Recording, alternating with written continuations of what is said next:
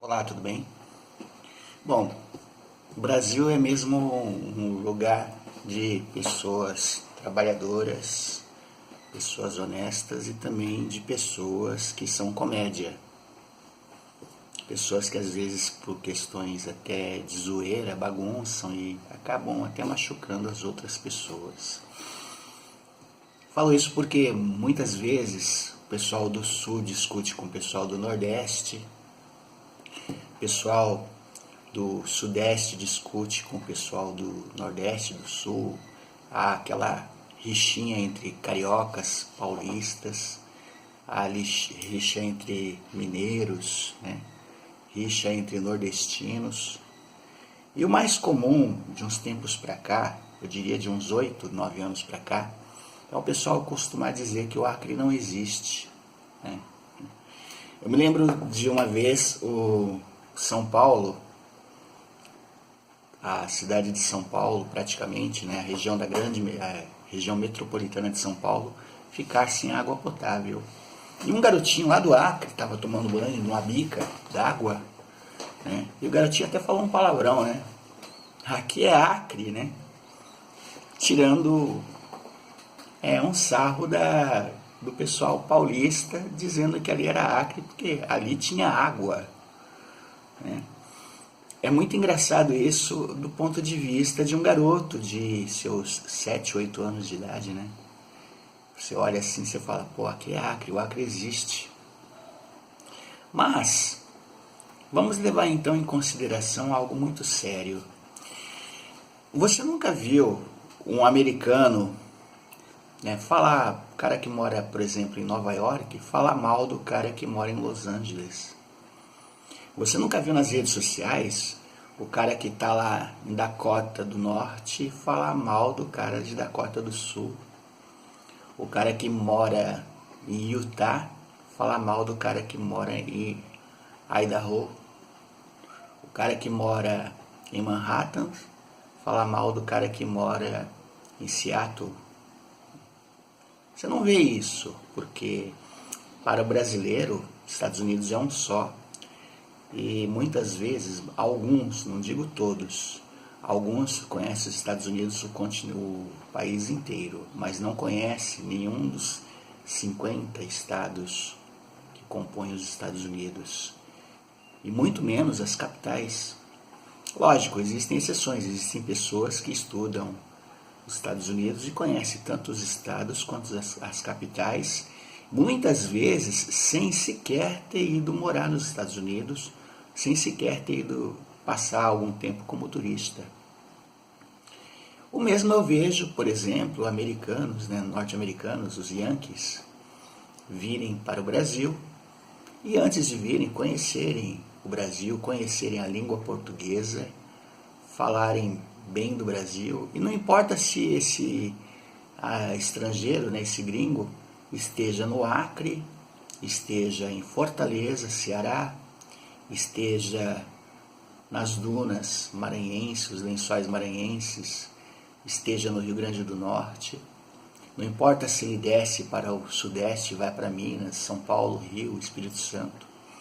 Não importa se ele vai para o Sul, conhecer as terras gaúchas, Santa Catarina, ou até mesmo ir para Mato Grosso do Sul, Rondônia, não importa. O gringo, ele vai ver o Brasil como um todo, com todas as belezas, todas as maravilhas, porque o nosso país, ele é um país de terras naturais riquíssimas e muitas vezes até invejadas por outros países. O Brasil, ele tem uma diversidade grande porque ele fica no hemisfério sul, né?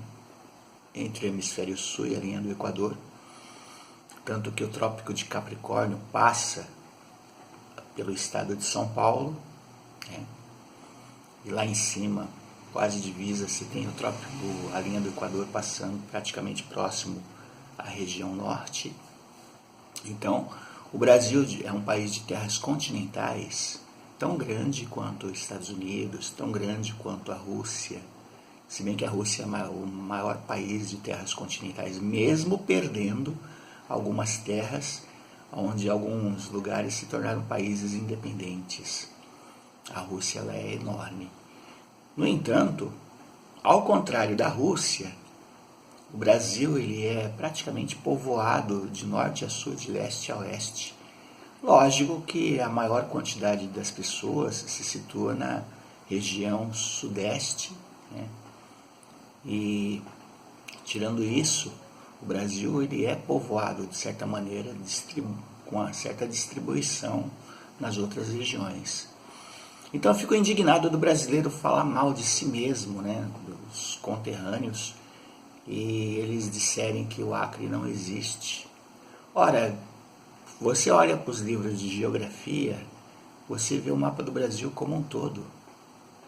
Então, se você estuda, você acaba conhecendo, as terras são lindas. Eu fico triste que as pessoas falam de modo pejorativo, mas se esquecem das belezas que o país possui, se esquecem das belezas de cada região, de cada estado, de cada cidade. Muitas vezes você pode até não gostar da sua cidade onde você reside, e no entanto, vem um estrangeiro ou vem um turista de outra cidade, né, de outra parte do país, olha a sua cidade com uma beleza que você não consegue ver. Quantas e quantas vezes eu mesmo dizia, quando era mais novo, que São Paulo era uma cidade muito caótica, não prestava, era uma cidade ruim, né? Eu não sei por que o pessoal vem para São Paulo, já que ela é entufada de gente, já que ela é um caos. Mas, como turista, você começa a perceber qualidades em São Paulo que não existem em outros lugares. Você vai para o Parque do Ibirapuera, Parque do Carmo, na cidade, você olha assim, é algo assim diferente. Você pega o metrô, é uma das poucas cidades do Brasil que o metrô ele é enorme em termos de estações.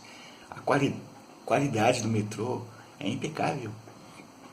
Você pega o trem de subúrbio de São Paulo, de uns tempos para cá eles modernizaram os trens, ficou muito bonito. A integração entre trem, metrô, ônibus é algo assim praticamente factício, porque passa na cidade inteira, né? Você ter acesso a trem, metrô, ônibus, seja como for, quando você compra um bilhete integrado, você consegue atravessar a cidade de ponta a ponta.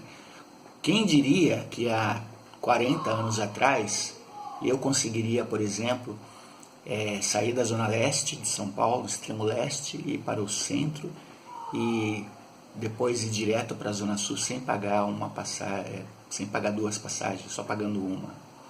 Hoje, se bobear, você só pagar uma passagem, você consegue atravessar São Paulo de ponta a ponta. Demora, lógico que demora, é muito longe, mas pelo menos você não gasta tanto quanto se gastava há 40, 30 anos atrás. E saindo da cidade de São Paulo, indo para o interior de São Paulo, eu já estive em Campinas, já estive em Santos, Caraguatatuba, Jaboticabal, né, Campinas, Araraquara, sabe, são cidades maravilhosas dentro do estado de São Paulo. Estranhei o sotaque, mesmo eu sendo paulistano, eu estranhei o sotaque do paulista, porque eu também sou paulista. Mas a gente acaba aprendendo com as pessoas a respeitar a diversidade. Você vai para o Rio de Janeiro, você vê o sotaque carioca, algo que alguns gostam, outros não. Eu acho assim formidável. Você vai para o Nordeste, você vê o sotaque nordestino, o sotaque baiano, né? E o sotaque do potiguar, o sotaque do pernambucano. Você vê as diferenças ali, são interessantes. E você acaba até se acostumando. Eu falo por mim porque eu sou filho de nordestino. A minha mãe, que Deus a tenha, ela tinha o sotaque nordestino mesmo, ela não mudava. Só que o sotaque dela era misturado, porque ela viveu muito nova no interior de São Paulo e adquiriu o sotaque paulista, misturado com as origens dela, né, nordestina. Então, mesmo se ela saísse de São Paulo, fosse para as terras de origem dela, o pessoal estranharia, porque ela modificou um pouquinho o sotaque. Eu mesmo, quando cheguei no Espírito Santo, eu puxava muito R, até hoje puxo. No entanto, o capixaba, ele estranhava o meu sotaque, ele ria, né? Mas isso é diversidade, isso é cultura, isso é algo assim maravilhoso. Agora, digamos que eu saia do Espírito Santo e vá para o Acre, vá para Rondônia, Roraima, atravesse o Brasil, vou para o Amazonas, né? Cara, são terras maravilhosas, são terras lindas. Você olha assim pelas fotos, você fica indignado de não estar presente ali, conhecendo aqueles lugares. Então eu vejo o brasileiro, ele tem, certo? Muitos falam que o brasileiro tem um complexo de vira-lata. As terras do Brasil são maravilhosas. Muitas vezes o problema do Brasil está no próprio brasileiro, que ele não valoriza as terras, ele não valoriza a própria cultura que ele tem. Muitos falam que cultura, né? O Brasil é só funk, só axé, só isso. Peraí, gente, vamos estudar mais. O Brasil ele é riquíssimo de autores maravilhosos. Quem é que fica até abismado quando não lê Machado de Assis, José de Alencar, os clássicos dos clássicos, a literatura propriamente dita? Se você acha difícil, é porque você não estudou, é porque você não se interessou, é porque você acha que é maçante.